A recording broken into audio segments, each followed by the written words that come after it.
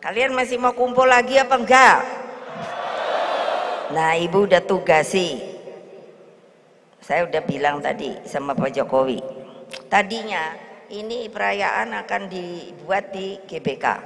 Tapi waktu itu pengurus GBK Gelora Bung Karno bilang untuk pertandingan sepak bola itu. Akhirnya kita dapat di sini. Karena tadinya maunya di GBK. Nah, jadi siap-siap loh. Maksudnya apa? Nanti bulan Bung Karno tanggal 1 Juni insya Allah akan dilakukan lagi konsolidasi. Itu diadakannya di Gelora Bung Karno. Nah, awas ya.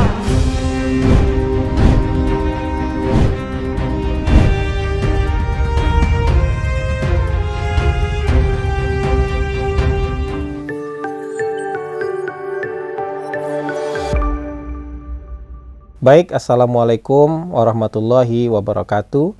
Kita berjumpa lagi dalam siaran mikrofon Hasan Nasbi. Sekarang kita sudah masuk ke episode 105. Dan hari ini ya sebenarnya saya nggak mau membahas urusan sepak bola ini ya. Tapi ya karena sudah menjadi tragedi yang cukup besar di bangsa kita.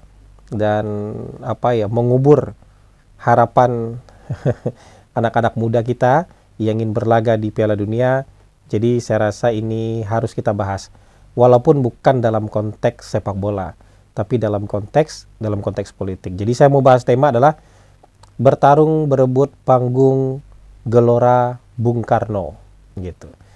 Jadi ya beberapa hari belakangan kan kita dikagetkan ya.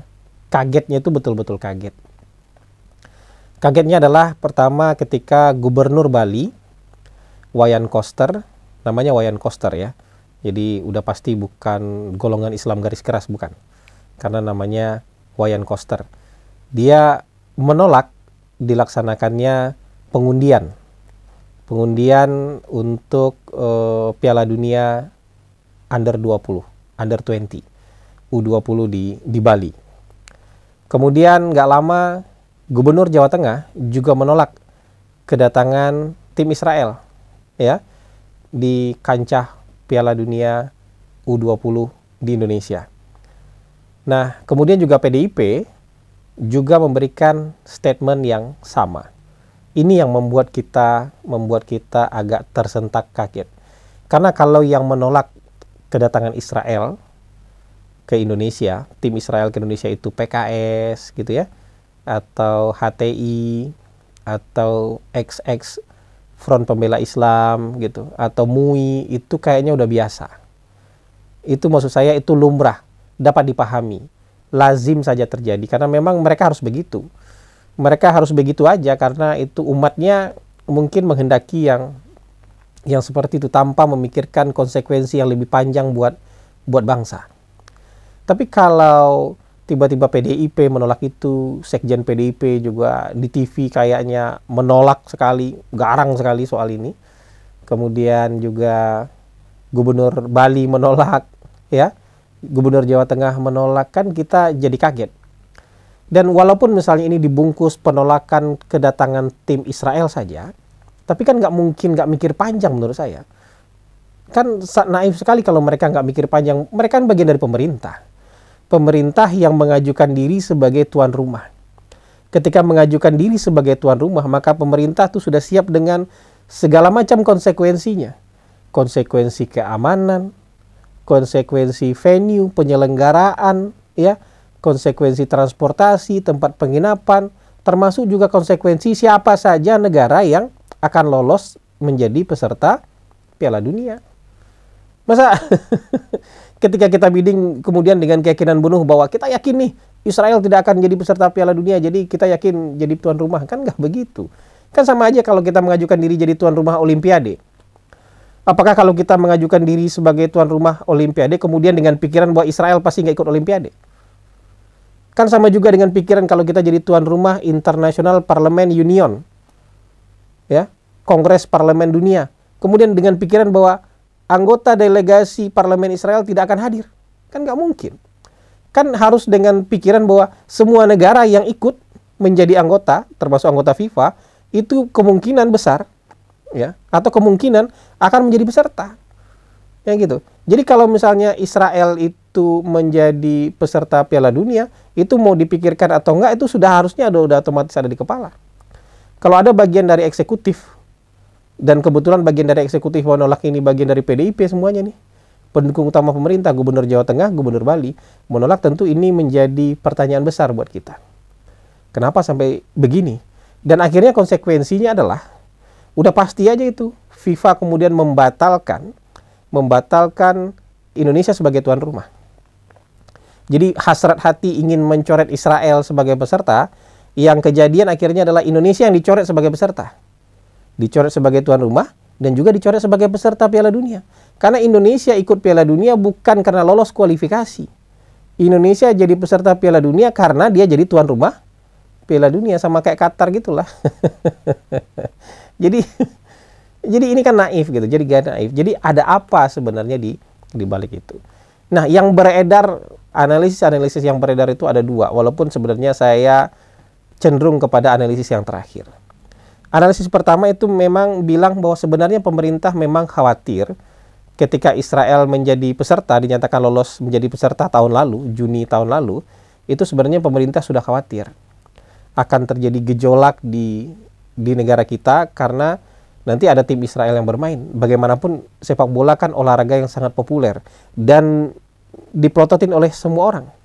Gitu. Kalau kita tuh sepak bola itu, kalau animo, minat itu nggak kalah dari Amerika Latin lah, nggak kalah dari Brazil, nggak kalah dari Argentina, nggak kalah dari Spanyol. Kita tuh kalah soal mutu aja, mutu pemainnya aja, mutu tim aja. Tapi kalau animo kita nggak kalah sama sekali, bahkan mungkin di atas mereka kalau soal animo terhadap sepak bola.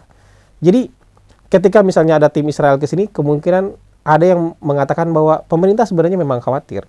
Dan lebih khawatir lagi ini menjelang perhelatan politik tahun 2024.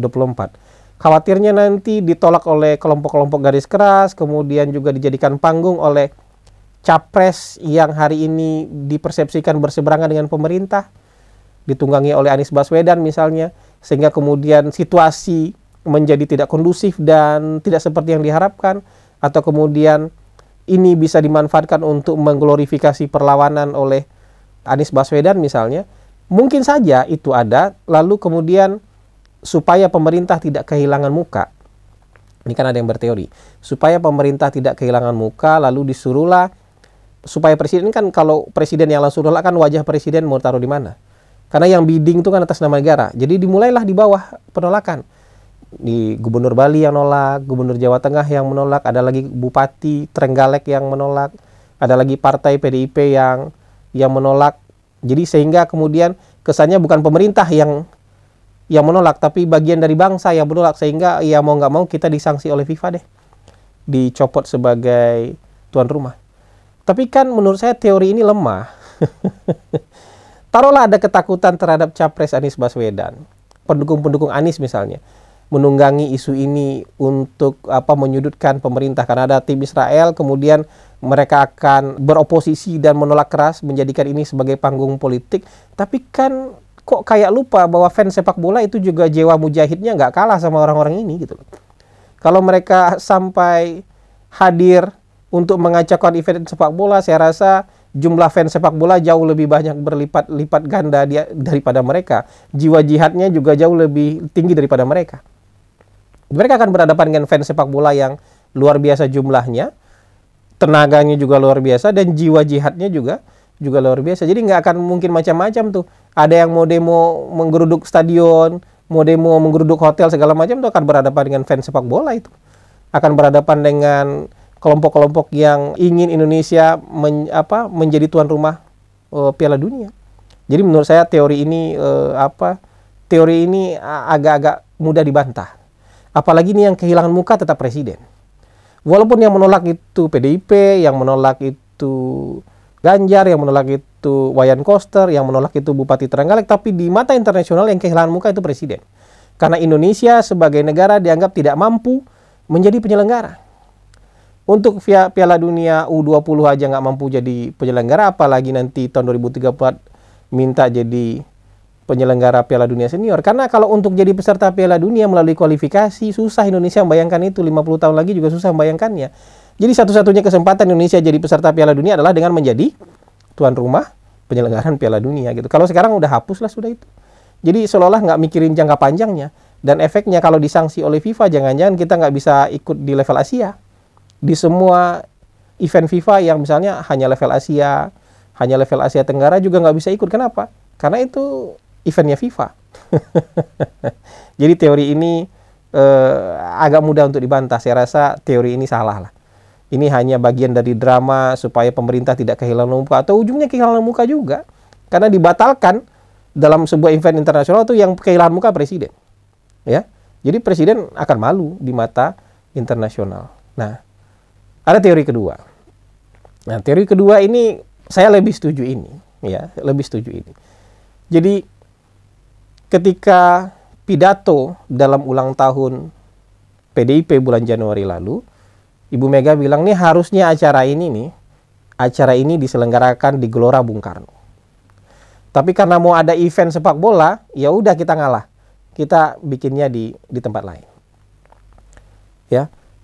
Tapi nanti 1 Juni, nah kata Ibu Mega, 1 Juni acaranya di GBK. Udah rindu kumpul-kumpul lagi kan? 1 Juni acaranya di GBK. Kita akan kumpul rame-rame di GBK. Itu jelas pidato Ibu Mega waktu itu jelas. Nah itu kan nggak mungkin Ibu Mega nggak tahu bahwa pada saat itu juga, ya, pada saat bersamaan itu di tengah-tengah perhelatan Piala Dunia U20. Karena Ibu Mega tahu batalnya yang di mana? Di bulan Januari itu gara-gara mau dipakai. Ibu Mega kayaknya marah. Kenapa? Yang memberikan izin fasilitas untuk penggunaan GBK itu kan Setnek. Jadi saya merasa ini memang ada pertarungan puncak antara Ibu Mega dengan Pak Jokowi. Bukan untuk berebut GBK sebenarnya, tapi pertarungan politik yang lebih luas antara Bu Mega dengan Pak Jokowi. Siapa yang sekarang pegang kontrol? Siapa yang sekarang yang lebih berkuasa? Pak Jokowi kah atau Ibu Mega kah? Bukan untuk mengadu domba, tapi kita melihat ini dengan sangat jelas. Begitu pidato Ibu Mega sering nyentil-nyentil Pak Jokowi di pidato pada bulan Januari lalu, kita ngelihat iya ini aroma-aroma pertarungan kekuasaan terlihat sekali. Siapa yang pegang kontrol terhadap partai? Siapa yang berkuasa di ruangan ini? Gitu. Jadi, dan kemudian menurut saya memang lebih sakit hati lagi PDIP. Karena acara mereka Januari ditolak gara-gara mau ada event di GBK. Tapi tiba-tiba nggak lama setelah itu ada event di GBK, konser Blackpink. Tentu PDIP merasa, lah kita partai terbesar, partai yang sangat dihormati, mau pakai GBK nggak dikasih izin sama Setnek. Karena alasan GBK harus dirawat sampai menjelang Piala Dunia. Lah ini setelah kita ada konser Blackpink yang entah siapa itu gitu, nggak ada kontribusinya buat bangsa misalnya, taruhlah seperti itu, nggak penting juga keberadaannya buat bangsa, bisa konser di GBK. Maksudnya gimana? Jadi saya yakin Ibu Mega ingin mewujudkan janjinya di depan anak-anaknya, dan janji itu lebih kuat lagi keinginannya untuk diwujudkan pada tanggal 1 Juni karena ngelihat Blackpink boleh konser. Masa kita partai terbesar nggak boleh hadir di GBK, nggak boleh bikin acara di GBK? Mau ada acara Piala Dunia atau enggak, masa kita nggak boleh pakai GBK? Kan gitu. Kita aja pernah nggak diizinin, tapi Blackpink diizinin, kan gitu. Jadi menurut saya ini memang pertarungan puncak yang wujudnya adalah berebut panggung di GBK. Kenapa saya sebut berebut panggung? Karena sebenarnya Piala Dunia ini selain panggung buat Pak Erick Thohir misalnya, juga panggung buat Pak Jokowi. Panggung event internasional buat Pak Jokowi. Karena misalnya penutupannya pasti sudah disiapkan dengan megah. Seperti acara G20 di Bali. Saya yakin juga Wisnu Tama sudah sudah menyiapkan ini dengan sangat baik. Event penutupan mungkin yang sangat megah dan memberikan panggung kepada Pak Jokowi. Nah, sekarang siapa yang bisa dapat panggung di GBK? Kalau sudah begini, akhirnya kan kemungkinan besar yang dapat panggung di GBK adalah Ibu. Bukan Pak Jokowi. Kalaupun misalnya mau mencoba PSSI untuk mendapatkan jatah menjadi tuan rumah di Piala Dunia U17, ya FIFA akan mikir-mikir lagi gitu. Karena sudah ada track record seperti ini. Ya, nanti sudah diiyain, nanti ditolak lagi sama salah satu gubernur, ditolak lagi sama salah satu pejabat, jadi kacau. Jadi nggak bisa dilaksanakan di Indonesia. Saya rasa dalam beberapa tahun ke depan Indonesia tidak akan mendapatkan jatah menjadi tuan rumah event FIFA apapun.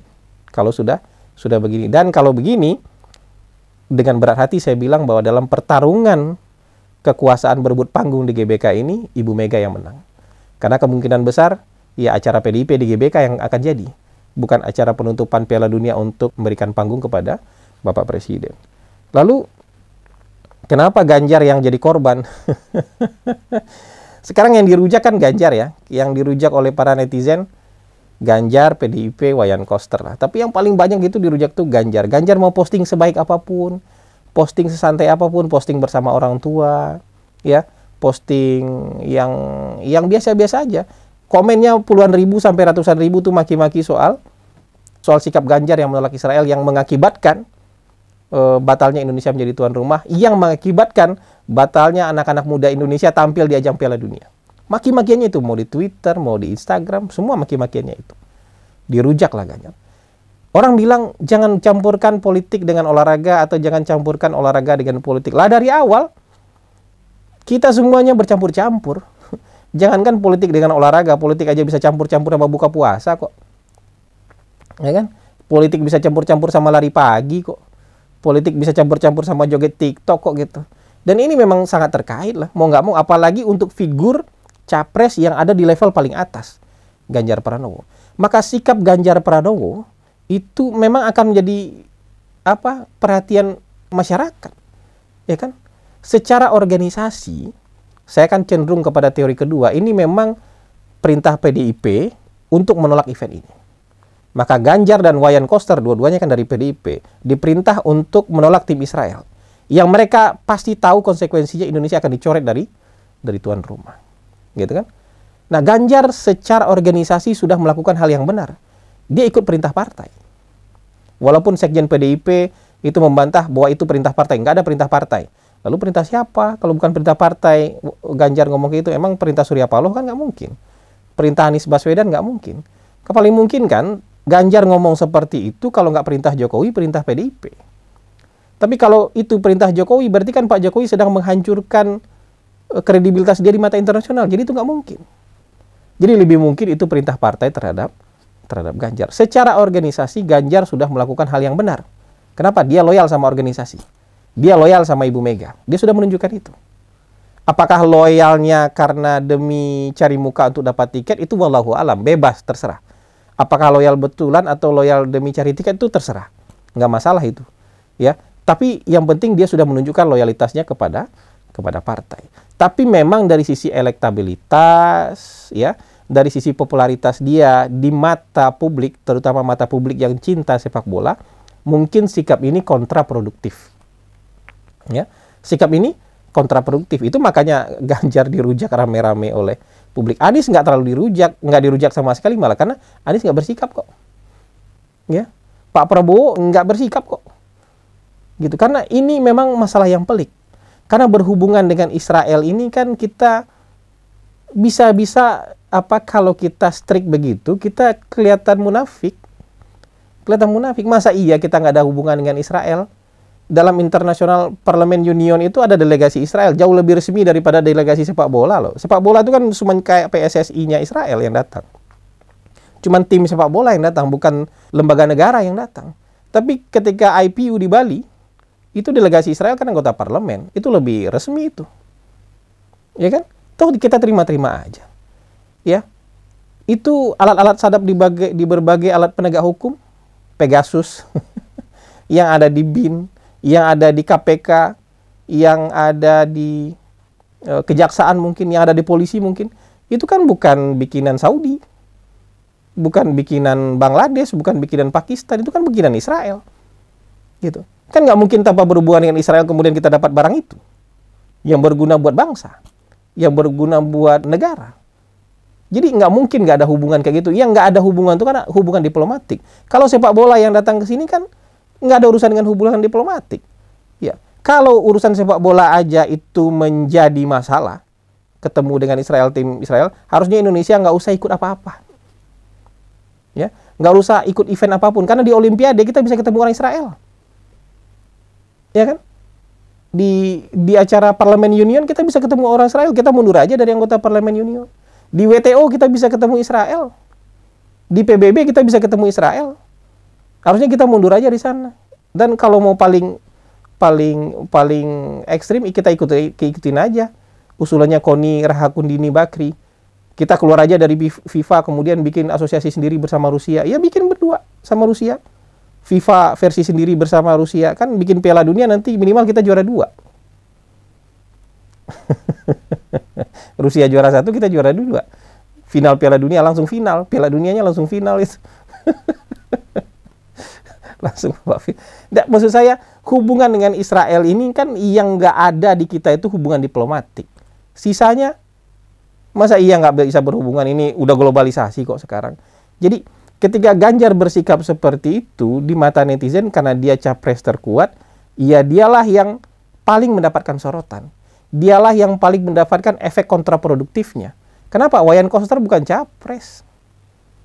Mas Hasto nggak capres, nggak akan dapat efeknya. PDIP mungkin dapat efek, tapi ini hipotesis ya. Kita harus buktikan di survei-survei berikut. Ya, tapi yang jelas memang Mas Ganjar yang paling mendapatkan efeknya. Dan kalau ini betul perintah partai, Ganjar berusaha seperti ini, kan kita harus bilang ini insubordinasi terhadap presiden. Mas Ganjar bagaimanapun kan gubernur itu bawahannya presiden. Ketika bicara sebagai pemerintah, sebagai tuan rumah, Jawa Tengah kan tuan rumah, Bali tuan rumah. Mereka jadi bawahan presiden. Ketika jadi tuan rumah event ini, mereka bawahannya presiden. Kenapa? Yang bikin komitmen, bikin jaminan itu pemerintah Indonesia atas nama presiden. Dan ketika bikin malu presiden, ya mereka terlibat dalam tindakan insubordinasi. Nah, kalau sudah begini kan presiden wajar kalau presiden kemudian berpikir, apakah benar Ganjar ini orang saya? Apakah Ganjar bisa betul-betul melanjutkan legasi saya? Apakah betul Ganjar akan membela saya ketika saya sudah turun nanti dari jabatan presiden? Ini saya masih jadi presiden, udah ditikam. Udah diseliding. Ini presiden diseliding gubernur. Ya. Jadi kan boleh ada pertanyaan seperti itu. Kalau Pak Jokowi berpikir, bisa jadi Pak Jokowi kemudian hari ini memikirkan orang lain sebagai penerus dia. Padahal selama ini jelas sekali kita melihat bahwa energi Pak Jokowi dihabiskan untuk menaruh Ganjar sebagai capres. Entah itu dari PDIP, entah itu dari KIB, entah itu dari lain. Terlihat sekali energi Pak Jokowi dihabiskan untuk itu. Nah sekarang setelah energi Pak Jokowi habis untuk mengendorse Ganjar, Ganjar melakukan hal ini kepada Pak Jokowi. Ya, melakukan sliding lah, bukan tikam lah, tapi sliding lah terhadap Pak Jokowi. Sliding, sehingga nama Pak Jokowi di mata internasional itu rusak kredibilitasnya. Jadi kalau misalnya nanti Pak Jokowi punya pikiran lain, oh kayaknya harus cari orang yang lebih loyal daripada ini. Karena kalau sekarang saja masih berkuasa sudah kena sliding, apalagi nanti kalau sudah tidak berkuasa. Mungkin itu ya yang bisa kita bahas ya. Ini tidak ada maksud untuk memojokkan Mas Ganjar, tapi mungkin hal ini jadi pelajaran buat Mas Ganjar ya. Kalau misalnya nanti, misalnya hipotesis, kalau dari hasil survei turun, ya mungkin perlu kerja lebih keras lagi setelah itu untuk memperbaiki damage yang sudah terjadi ini. Tapi kerja keras dikit kan nggak apa-apa. Toh selama ini juga elektabilitasnya juga bukan hasil kerja keras kan. Elektabilitasnya kan warisan aja gitu. Jadi kalau hari ini agak turun dikit, turun naik itu biasalah. Jadi kalau lagi turun, kerja keras lah buat untuk kembali lagi ke posisi semula. Jadi buat saya itu ya dinikmati saja. Semoga bisa pulih lagi semua tudingan-tudingan miring terhadap Mas Ganjar dan bisa kembali lagi ke posisi elektabilitas yang ada sebelum ini. Terima kasih. Wabillahi taufik wal hidayah. Wallahu muwafiq ila aqwamit thariq. Assalamualaikum warahmatullahi wabarakatuh.